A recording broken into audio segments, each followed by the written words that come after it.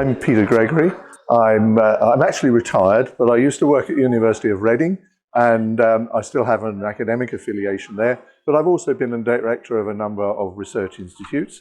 I've been a researcher of roots for well over 40 years, so quite a long time.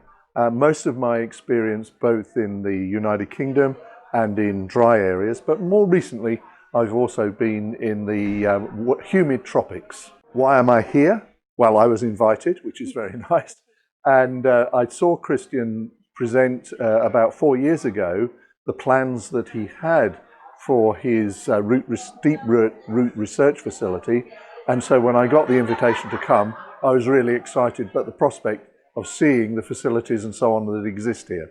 So one of the challenges, I mean, Christian and his team have got around some of the challenges by actually building these towers.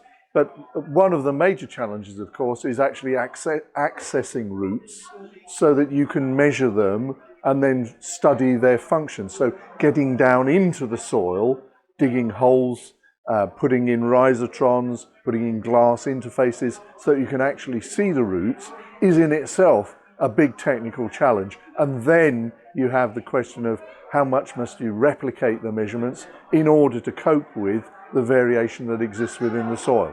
I had to prepare a paper, and it was actually a very interesting thing to be doing at this point, and it made me think about the techniques which are actually needed for the future. We've spent a lot of time digging holes, measuring parts of the root system, but I really think we need to think about new techniques, new methodologies for actually getting to these roots.